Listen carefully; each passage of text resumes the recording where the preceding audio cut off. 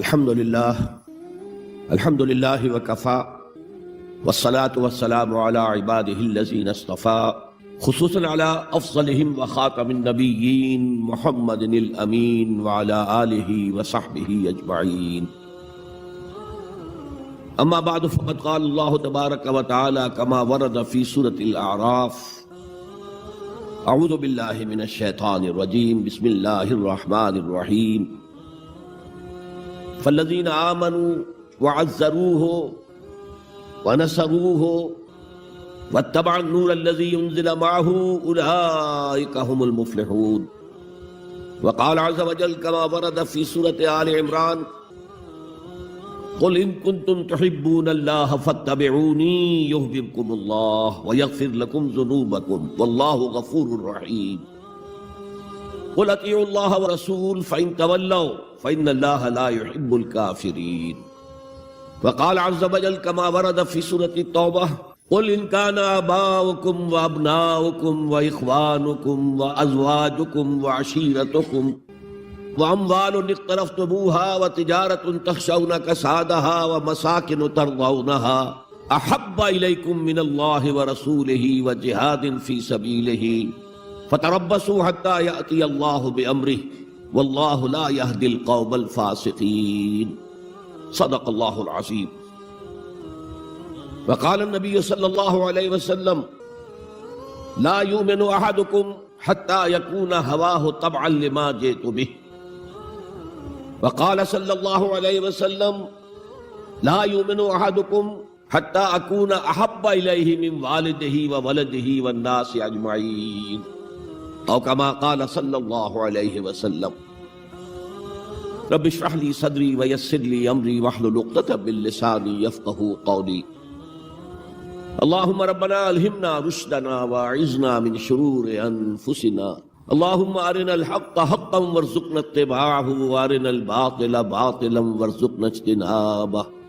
اللهم ربنا نور قلوبنا بالایمان واشرح صدورنا للاسلام ووفقنا لما تحب وترضى. اللهم ارزقنا حبك وحب حبيبك وحب من يحبك آمین یا رب العالمین. معزز حاضرین اور محترم خواتین، السلام علیکم ورحمۃ اللہ وبرکاتہ. میری آج کی گفتگو کا موضوع ہے حب رسول کے تقاضے. ظاہر بات ہے کہ کوئی مسلمان ایسا نہیں ہوگا کہ جو مدعی نہ ہو کہ اسے حضور سے انتہائی محبت ہے، بلکہ جو عوام ہیں مسلمان وہ چاہے بے عمل ہوں لیکن ان میں جو حمیت اور غیرت رسول کے لیے ہے صلی اللہ علیہ وسلم، کہ ان کی حرمت پر کٹ بھرنے کے لیے تیار رہتے، تو اس سے میں سمجھتا ہوں کہ کوئی شخص بھی محروم نہیں ہے. لیکن اس حب رسول کے تقاضے کیا ہیں، ان کو سمجھنے کی ضرورت ہے. کہیں ایسا نہ ہو کہ ہم تو اپنے تئیں یہ سمجھتے رہے کہ ہم بہت عاشق رسول ہیں، محب رسول ہیں، لیکن آخرت میں جا کر قیامت کے دن ہم پر راز کھلے کہ نہیں، اللہ کو تو یہ شے قبول نہیں ہے، تمہارا دعویٰ رد. اس ضمن میں سب سے پہلے آپ کے سامنے ایک فارمولہ رکھنا چاہتا ہوں. دیکھیے، اسلام کا تقاضا کیا ہے؟ اللہ کی اطاعت کرو اور اللہ کے رسول کی اطاعت، یہ بنیاد ہے. حاکم مطلق اللہ ہے، شارع حقیقی اللہ ہے، اور اس کے نمائندے کی حیثیت اس کے رسول کو حاصل ہے صلی اللہ علیہ وسلم.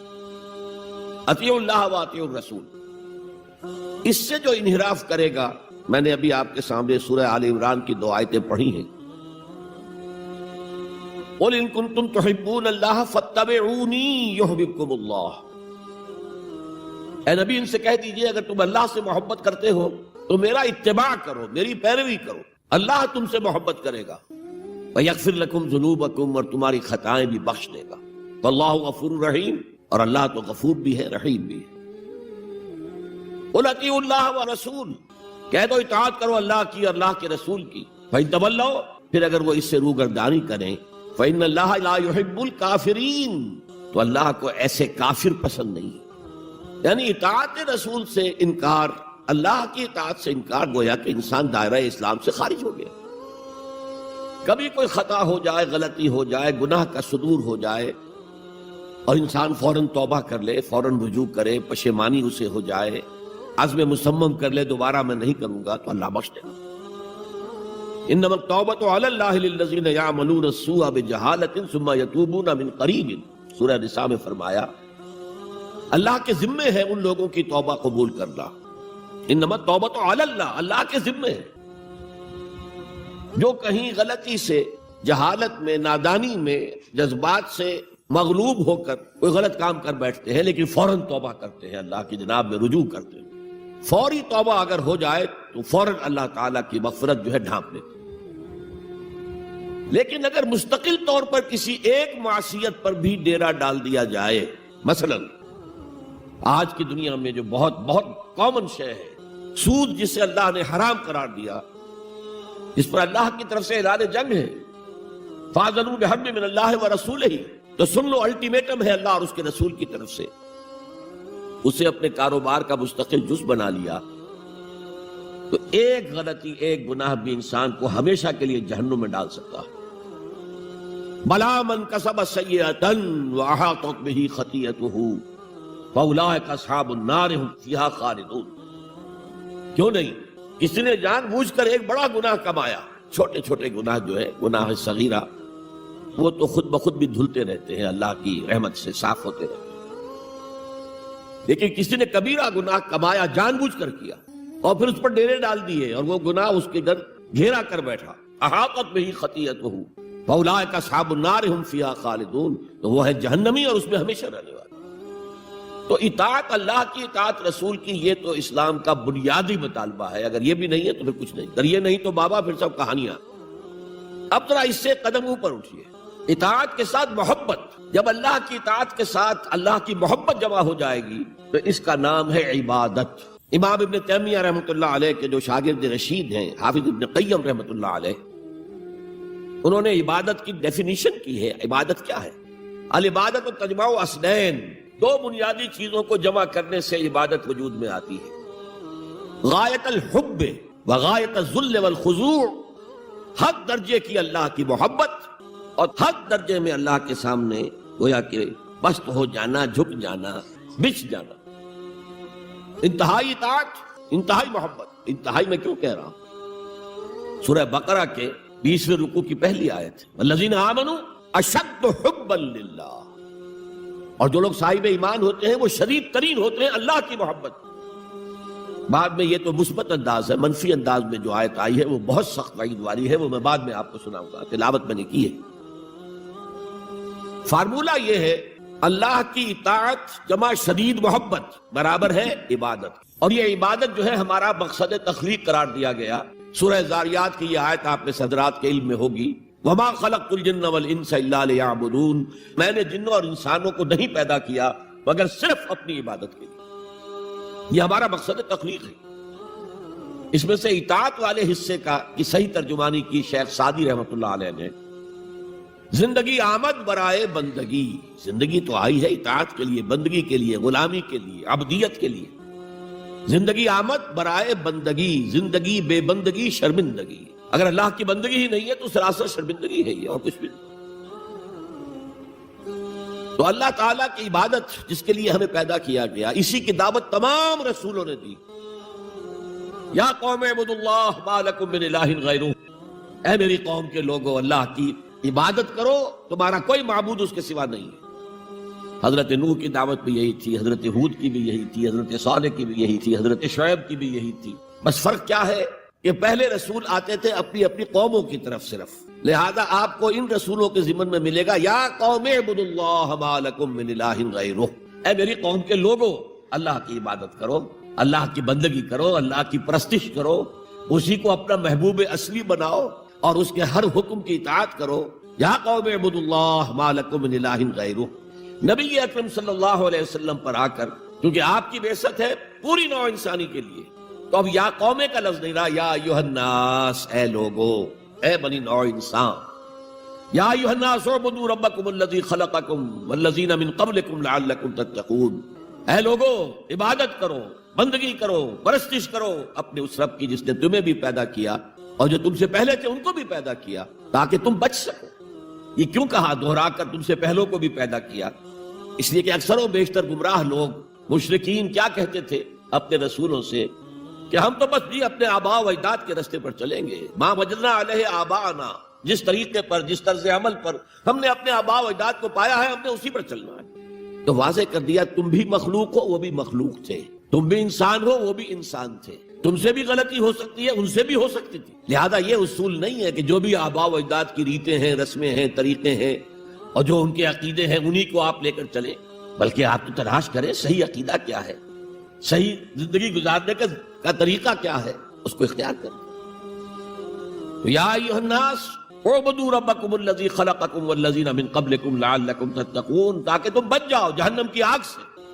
یہ جو میں نے بتایا کہ اطاعت کلی، ہمہ تن، ہمہ وقت، ہمہ وجوہ، جزوی اطاعت نہیں، بس یہ ذرا نوٹ آف کوشن ہے۔ اگر ہم اللہ کا ایک حکم مانیں گے، ایک نہیں مانیں گے، یہ جزوی اطاعت ہے، یہ اللہ کو قبول نہیں ہے۔ اللہ کی طرف سے تو یوں سمجھیے کہ پیکج ڈیل ہے، ٹیک اٹ اور لیو اٹ، لینا ہے تو پورا لو ورنہ دفع ہو جاؤ، اللہ کو تمہاری ضرورت نہیں ہے، تمہیں اللہ کی ضرورت۔ یا ایھا الذین آمنوا ادخلوا فی السلم کافہ، اے ایمان والو اسلام میں داخل ہونا تو پورے کے پورے ہو، ادھورے نہیں۔ اور سورہ بقرہ کی آیت نمبر 85 کے اندر تو جو وعید آئی ہے، افتؤمنون ببعض الکتاب وتکفرون ببعض، کیا تم ہماری کتاب، ہماری شریعت کے کچھ حصے کو مانتے ہو اور کچھ کو رد کرتے ہو؟ فما جزاء من یفعل ذلک منکم، تو جو کوئی بھی تم میں سے یہ روش اختیار کریں گے ان کی کوئی سزا اس کے سوا نہیں ہے، کان کھول کر سنیے، ان کی کوئی سزا اس کے سوا نہیں ہے کہ دنیا میں ذلیل و خوار کر دیے جائیں اور قیامت کے دن یردون الی اشد العذاب، شدید ترین عذاب میں جھونک دیے جائیں۔ وما اللہ بغافل عما تعملون، اللہ غافل نہیں ہے، بے خبر نہیں ہے، لا علم نہیں ہے اس سے کہ جو تم کر رہے ہو۔ تم اپنی داڑھیوں کے طول سے اللہ کو دھوکہ نہیں دے سکتے، تم اپنے پاجاموں کو ٹخنوں سے اوپر رکھے اللہ کو دھوکہ نہیں دے سکتے کہ تم بہت متبع رسول ہو، تم اپنے عمروں اور حجوں سے اللہ کو دھوکہ نہیں دے سکتے، اللہ کو معلوم ہے کہ حرام کی کمائی سے حج کیا جائے، حرام کی کمائی سے عمرہ کیا جائے۔ تو یہ جو جزوی اطاعت ہے کوئی اطاعت نہیں، اللہ کو قبول نہیں۔ آدمی سوچتا ہے کہ چلیے میں نے یہ کام اچھے کیے، یہ برے کیے، مجھے اچھے کاموں کا کچھ کریڈٹ بھی تو ملنا چاہیے نا، لیکن نہیں، اللہ کہتا ہے جزوی اطاعت منہ پر دے ماری جائے۔ اور جو دنیا کی سزا ہے وہ تو ہم اپنی آنکھوں سے دیکھ رہے ہیں، 130، 140 یا 150 کروڑ مسلمان دنیا میں، ذرا اندازہ کیجیے۔ لیکن ہماری رائے کی کوئی اہمیت ہے؟ بین الاقوامی معاملات میں کوئی ہم سے مشورہ لیتا ہے کیا؟ آپ کا کیا خیال ہے؟ کس نمی پرست کے بھیا کیستی، ایسے بھی ملک تھے کہنا چاہیے، اب تو ان کا حال پتلا ہے، دولت کے انبار تھے ان کے پاس، لیکن ان کا مذاق اڑتا تھا مغربی ممالک، وہ چاہے سعودی بادشاہ ہوں اور چاہے وہ UAE کے امیر ہوں، مذاق ہی اڑتا تھا بھائی، کوئی حیثیت۔ حالانکہ کتنا بڑا رقبہ ہے انڈونیشیا کے آخری جزیروں سے لے کر موریتانیہ تک، سالڈ اسلامی آبادی، مسلمان آبادی۔ آپ کہیں گے کہ یہ بھارت جو ہے اس میں تو اکثریت تو نہیں ہے، لیکن 15 کروڑ یا 18 کروڑ تو آدمی یہاں موجود ہیں، لیکن کوئی عزت، کوئی حیثیت دنیاوی بین الاقوامی سطح پر۔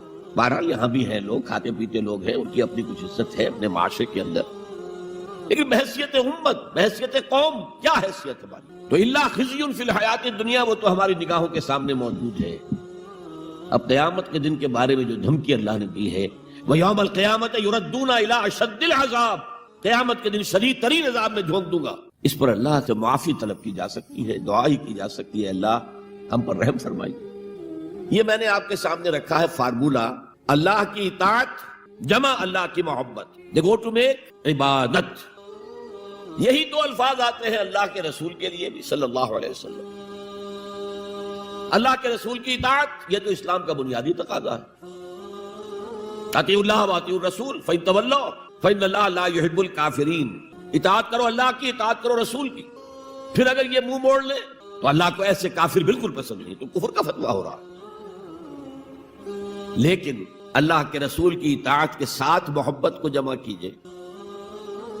میں نے ابھی آپ کو حدیث سنائی ہے، حضور نے فرمایا لا یؤمن احدکم حتی اکون احب الیہ من والدہ وولدہ والناس اجمعین، تم میں سے کوئی شخص مومن ہو ہی نہیں سکتا جب تک کہ میں اسے محبوب تر نہ ہو جاؤں، اپنے باپ سے، اپنے بیٹے سے اور تمام انسانوں۔ تو اللہ کے رسول کی اطاعت جمع اس کی محبت۔ اس محبت کے ضمن میں ایک واقعہ یاد آیا جس سے اندازہ ہوگا کہ کس قدر اپنائیت تھی، کتنا قرب تھا حضور کے اور حضرت عمر فاروق رضی اللہ تعالیٰ عنہ کے مابین۔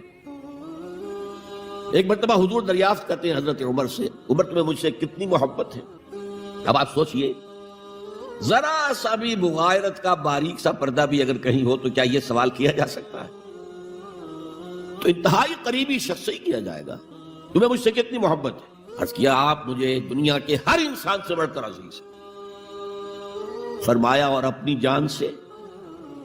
اب ذرا سا توقف کیا حضرت عمر نے، الان ہاں اب میں یہ بھی کہتا ہوں کہ آپ مجھے میری جان سے زیادہ عزیز ہیں۔ تو حضور نے فرمایا اب آئے ہو مقام مطلوب پر۔ تو رسول کی اطاعت جمع محبت، اس کا نام ہے اتباع، پیروی کرنا۔ فرق کیا ہے؟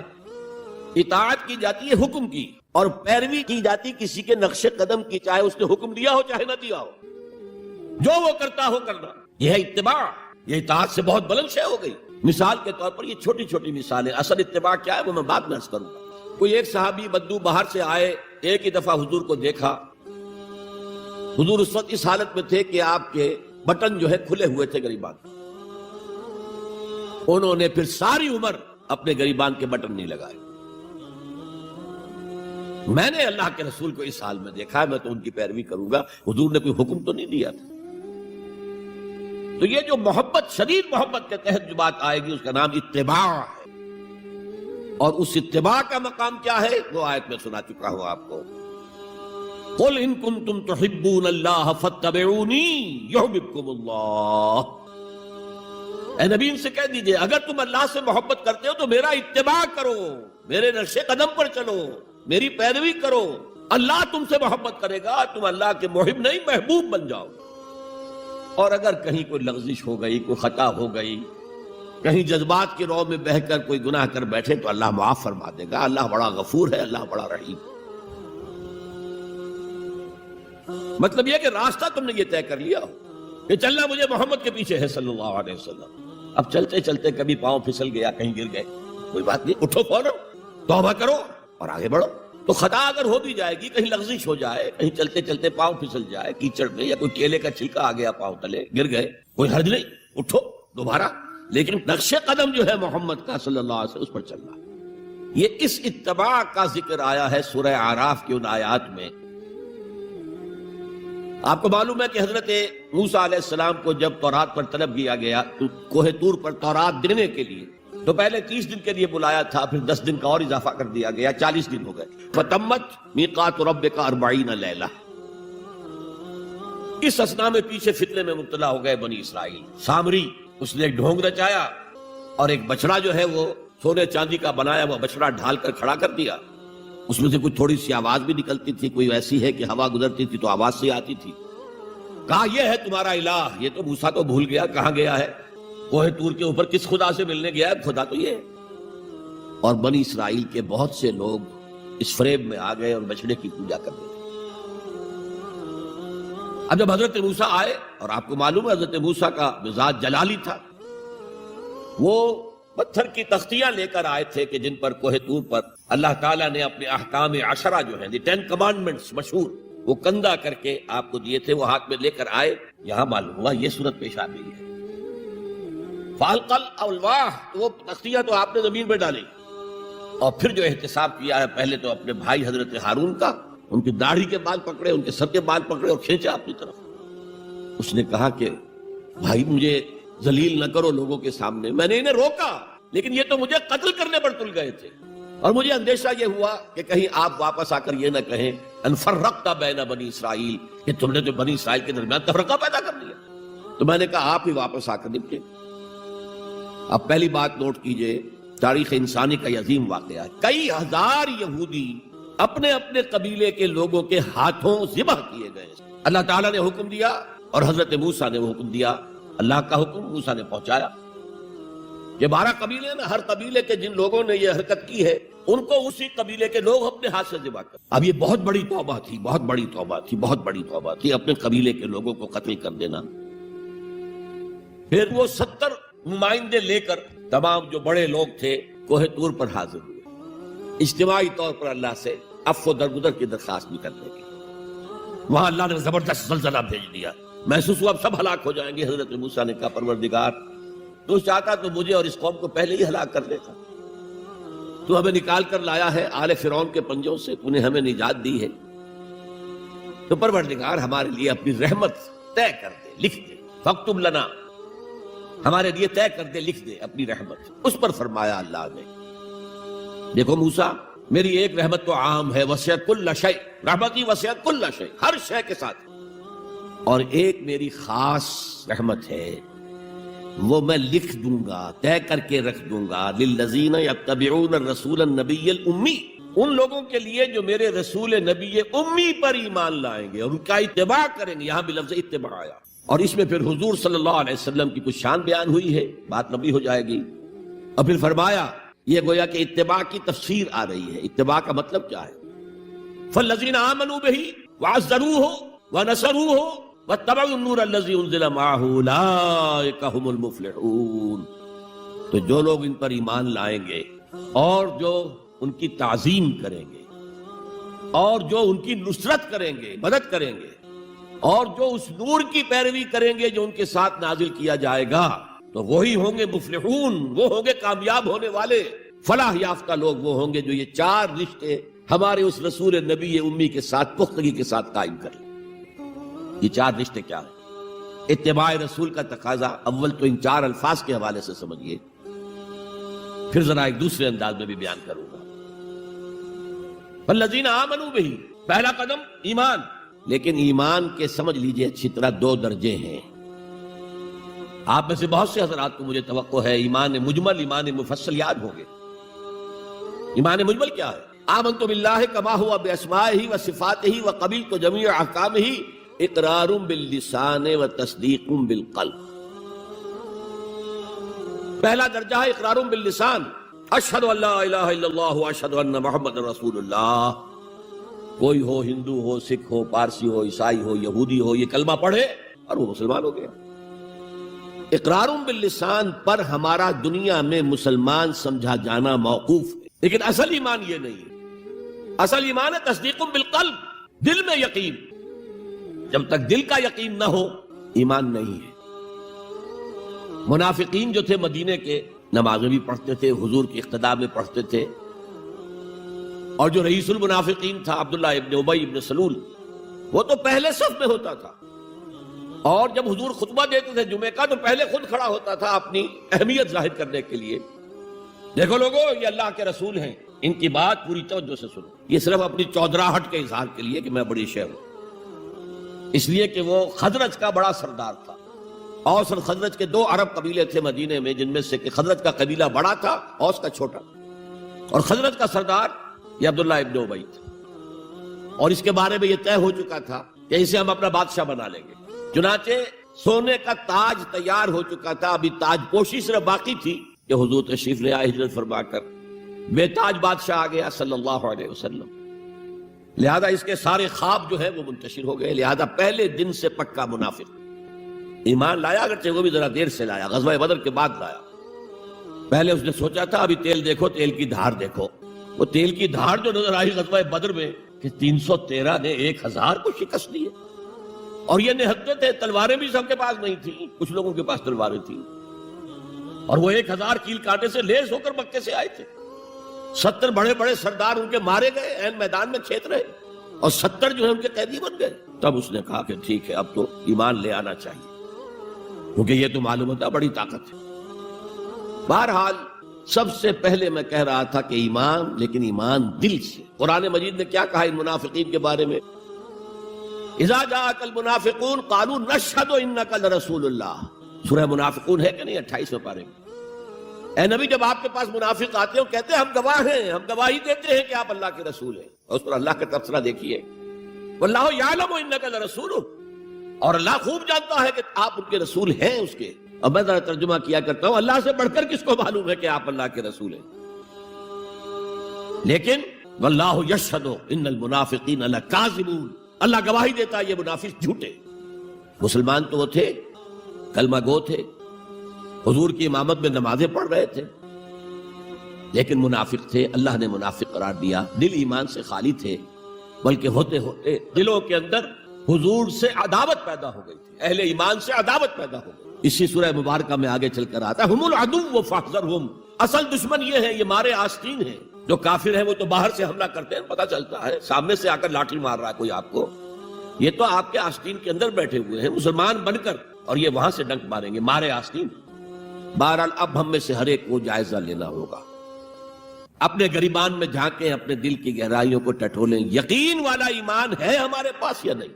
یہ یقین والے ایمان کا میں اگر آپ کو انگریزی میں ترجمہ کر کے بتاؤں تو شاید آپ زیادہ بہتر سمجھیں۔ پرسنل کنوکشن اس ریشیل کریڈ۔ ہم ایک نسل ہیں، اپنے والدین سے ہم نے کچھ چیزیں سیکھی ہیں، والدین اس میں بلیو کرتے تھے، اللہ، رسول، قرآن، کتاب، جنت، دوزخ، قیامت، ہم بھی مانتے ہیں بس۔ اس ریشیل کریڈ، یہ تو ایک نسلی عقیدہ ہے۔ اصل شے جو ضروری ہے پرسنل کنوکشن، اپنا یقین، ذاتی یقین۔ تو سب سے پہلے تو اللہ کے رسول صلی اللہ علیہ وسلم کی رسالت پر یقین۔ اور میں نے آپ کو حدیث سنائی تھی ابھی، لا یؤمن احدکم حتی یکون ہواہ تبعا لما جئت بہ، تم میں سے کوئی شخص مومن نہیں ہو سکتا جب تک اس کی خواہش نفس تابع نہ ہو جائے اس ہدایت کے، اس قرآن کے، اس شریعت کے، ان احکام کے جو میں لے کر آیا ہوں۔ اگر خواہش نفس اوپر ہے اور اللہ کا حکم نیچے ہے تو مومن کہاں سے ہوئے تم؟ اللہ کے حکم سے نماز تو پڑھتے ہو، روزہ رکھتے ہو، سودی کاروبار کرتے ہو، اور اللہ کے حکم کو پاؤں تلے رگڑتے ہو۔ یہ کیا اسلام ہے؟ یہ تو وہی ہے، افتؤمنون ببعض الکتاب وتکفرون ببعض فما جزاء من يفعل ذلك منكم الا خزي في الحیاة الدنیا ويوم القیامة يردون الى اشد العذاب۔ تو سب سے پہلا جو جائزہ ہمیں لینا ہے کہ محمد کی رسالت پر صلی اللہ علیہ وسلم ہمیں یقین ہے۔ یقین، تصدیق تو ہم کرتے ہیں، زبان سے کہتے ہیں، لیکن یقین، جس یقین کا نتیجہ یہ نکلے کہ پھر نفس کے سارے تقاضے نیچے ہو جائیں اور حضور کی لائی ہوئی ہدایت، حضور کی لائی ہوئی شریعت بالا تر ہو جائے۔ نمبر 2 فرمایا وَعَزَّرُوهُ، ان کی تعظیم کریں۔ آپ کی جناب میں کوئی گستاخی ہو جائے، ایمان کے لالے پڑ جائیں گے اور آخرت برباد ہو جائے گی۔ اس تعظیم میں کیا کیا چیزیں شامل ہیں؟ دیکھیے سورہ حجرات میں ابتدائی حصے میں تفصیل سے کہا گیا، یا ایھا الذین آمنوا لا ترفعوا اصواتکم فوق صوت النبی ولا تجهروا له بالقول كجهر بعضكم لبعض ان تحبط اعمالكم وانتم لا تشعرون۔ اے ایمان کے دعوے دارو، کبھی اپنی آواز کو رسول کی آواز سے بلند تر نہ کر دینا، مبادا تمہارے سارے اعمال حبط ہو جائیں اور تمہیں پتہ بھی نہ چلے۔ میں نے کوئی گناہ کبیرہ تو نہیں کیا ہے، میں نے کوئی کفر تو نہیں کیا ہے، بس یہی ہوا نا کہ حضور کی آواز کے مقابلے میں اپنی آواز کو اونچا کر دیا۔ لا ترفعوا اصواتکم فوق صوت النبی ولا تجهروا له بالقول كجهر بعضكم لبعض، بلند آواز سے جیسے آپس میں باتیں کر لیتے ہو ایسے کبھی بات نہ کر بیٹھنا۔ ان تحبط اعمالکم، کہ تمہارے سارے اعمال حبط ہو جائیں، اکارت چلے جائیں، ختم ہو جائیں، وانتم لا تعلمون، تمہیں احساس بھی نہ ہو کہ ساری پونجی لٹ گئی۔ اس آیت کا ہم پر اطلاق کیسے ہوگا؟ کبھی سوچا آپ نے؟ صحابہ کرام تو یقیناً اس کے مخاطب اول تھے، ہم پر کیسے اطلاق؟ اگر ہماری گفتگو ہو رہی ہو، بحث ہو رہی ہو، میں کچھ کہہ رہا ہوں، آپ کچھ کہہ رہے ہیں، لیکن کوئی کہہ دے حضور نے یوں فرمایا ہے، فوراً چپ ہو جاؤ۔ اب اگر کہا نہیں میرا خیال یہ ہے، اب گویا کہ یہ حضور کی آواز سے آپ نے اپنی آواز اونچی کر، اپنا فکر، اپنا فلسفہ، اپنا فہم، اپنی سوچ، اپنی عقل۔ ہاں بعد میں تحقیق کر لو، یہ جو کہا تھا کہ حضور نے فرمایا، فرمایا بھی ہے کہ نہیں ہے، حدیث صحیح ہے کہ نہیں ہے، مستند ہے کہ نہیں ہے، لیکن اس وقت آواز بند کر لینا لازم ہوگا کہ اس کے بعد اقول نہیں کہہ سکتا میں یہ کہتا ہوں۔ اس کا تو مطلب یہ کہ آپ بد مقابل بن کر رسول کے آ رہے ہیں۔ لا ترفعوا اصواتکم فوق صوت النبی ولا تجهروا له بالقول كجهر بعضكم لبعض ان تحبط اعمالكم وانتم لا تشعرون۔ صحابہ کے بارے میں آپ نے سنا ہوگا کہ حضور کی محفل میں ایسے بیٹھے ہوتے تھے ساکت و صامت، جیسے کہ ان کے سروں پر پرندے بیٹھے ہوئے ہیں اور انہیں اندیشہ ہے کہ ذرا سا بھی ہلیں گے تو پرندہ اڑ جائے گا۔ اس قدر ادب حضور صحابہ سے سوال کرتے تھے، اور یہ آپ کا طریقہ تھا تعلیم کا کہ پہلے ایک سوال سامنے لایا جائے تاکہ ان کا ذہن کھلے، سوچیں خود بھی۔ یہ تعلیم کا بہترین طریقہ ہے۔ اس کے بعد ہوتا کیا تھا؟ جواب نہیں دیتے تھے، اللہ و رسولہ عالم، اللہ اور اس کا رسول بہتر جانتے۔ پھر اگر دوبارہ آپ پوچھتے تھے تو جو بھی سمجھ میں آتا تھا کہتے تھے۔ مجھے یاد آ رہی ہے ایک حدیث، اور اچھا ہے کہ وہ آپ سن لیں، اس لیے کہ عام شکایت یہ ہے کہ مذہبی لوگ معاملات میں اچھے نہیں ہوتے۔ مسجدیں بنوائیں گے، مسجدوں میں قالین بچھوائیں گے، وہاں پر فانوس لگوائیں گے، سب کچھ کریں گے، مدرسوں کی خدمت کریں گے، علماء کی خدمت کریں گے، لیکن معاملات، تجارت، کاروبار، بین الانسانی تعلقات عام شکایت ہے، اس کی وہ پرواہ نہیں کرتے، حقوق و لباد کا لحاظ نہیں۔ تو حضور نے ایک مرتبہ پوچھا صحابہ سے، اتدرون من المفلس، تم جانتے ہو مفلس کون ہوتا؟ صحابہ نے جواب دیا المفلس عندنا من لا درہم لہ ولا دینارا، حضور ہم اس شخص کو مفلس سمجھتے ہیں جس کے پاس درہم و دینار نہیں ہے۔ ہم کہیں گے روپیہ پیسہ نہیں ہے، فرمایا نہیں، میری امت کا مفلس وہ ہوگا جو بہت سی نمازیں لے کر آئے گا، بہت سے روزے لے کر آئے گا، بہت سے حج لے کر آئے گا، بہت سے عمرے لے کر آئے گا، لیکن اس کے ساتھ ہی قد شتم ھذا، فلاں شخص کو گالی دی تھی، واکل مال ھذا، فلاں شخص کا مال کھا لیا تھا، فلاں شخص پر تہمت لگائی تھی۔ اب وہ سارے دعوے دار آ جائیں گے اللہ اس نے میرے ساتھ یہ کیا، ٹھیک ہے بھائی اس کی نمازیں تم لے جاؤ، اور تو کچھ ہے نہیں، کوئی کرنسی تو ہے نہیں وہاں، نہ ڈالر ہے نہ یورو ہے، کچھ بھی نہیں، اعمال کی کرنسی ہے، نیکی تم لے جاؤ۔ کوئی اور دعوے دار آیا، روزہ وہ لے گیا، اس کے پاس کچھ نہیں رہا، دعوے دار اب بھی باقی ہیں، اب ان کے گناہ جو ہے اس کے حساب میں پڑنے شروع ہو جائیں گے، یہاں تک کہ دوسروں کے گناہوں کے بوجھ تلے دب کر وہ جہنم میں جھونک دیا۔ یہ مفلس، تو یہ انداز تھا حضور کا سمجھانے کا، پڑھانے کا، فطری طریقے تعلیم۔ تو فالذین آمنوا بہ وعزروہ، کہ وہ لوگ جو ایمان لائے ان پر اور جنہوں نے ان کی تعظیم کا حق ادا کیا، وَنَصَرُوهُ، یہ آئی ہے اب سخت بات، اور ان کی مدد کی۔ مدد کس کام میں؟ حضور اتنے غیور تھے کہ ذاتی کام میں کوئی مدد آپ کسی سے نہیں مانگتے تھے۔ سیرت کی کتابوں میں آتا ہے کہ اگر آپ سواری پر ہوتے تھے اور آپ کا گھوڑا نیچے گر جاتا تھا تو کسی سے یہ نہیں کہتے تھے کہ اٹھا کر ذرا مجھے پکڑا دو، آپ سواری سے اترتے تھے، اپنا گھوڑا خود اٹھا۔ اور اس ضمن میں بھی سیرت النبی کا ایک واقعہ مجھے یاد آ رہا ہے، وہ میں آپ کو سنا دوں۔ جب ہجرت مدینہ کی اجازت آ گئی تھی عام لوگوں کے لیے، عام مسلمانوں کے لیے، چلے جاؤ جاؤ سب جاؤ مدینہ کی طرف، لیکن رسول اپنی جگہ نہیں چھوڑ سکتا وداؤٹ ایکسپریس پرمیشن آف اللہ، تو حضور کے لیے ابھی اجازت نہیں آئی۔ جو یار غار تھے حضرت ابوبکر صدیق، وہ پوچھتے تھے حضور اجازت آ گئی؟ نہیں ابھی نہیں آئی۔ حضور اجازت آ گئی؟ نہیں ابھی نہیں آئی۔ حضرت عائشہ فرماتی ہیں کہ ایک روز دوپہر کے وقت حضور چلے آ رہے تھے، ہم حیران ہوئے۔ عربوں میں یہ آج بھی ان کی تہذیب جو ہے وہ یہ ہے کہ ظہر عصر کے درمیان نہ کسی سے ملنا، نہ کسی کے یہاں جانا، نہ وزٹ کرنا، دکانیں بھی بند اور قیلولہ کرتے ہیں، یہ ان کی تہذیب کا حصہ ہے۔ تو ہم حیران ہوئے، آپ نے اپنے سر کو ڈھانپا ہوا تھا کپڑے سے اور آپ تشریف لائے، اور آ کر آپ نے خوشخبری دی حضرت ابوبکر کو کہ ہجرت کی اجازت آ گئی۔ اب اس پر حضرت ابوبکر کو بڑی خوشی ہوئی، بڑے احساس مسرت کے ساتھ عرض کرتے ہیں حضور میں نے 2 اونٹنیاں تیار کر رکھی ہیں، خوب کھلا پلا کے انہیں فربا کیا ہوا ہے، تکڑا کیا ہوا ہے۔ حضور تھوڑا سا توقف کر کے فرماتے ہیں ٹھیک ہے، لیکن 1 اونٹنی کی قیمت میں ادا کروں گا۔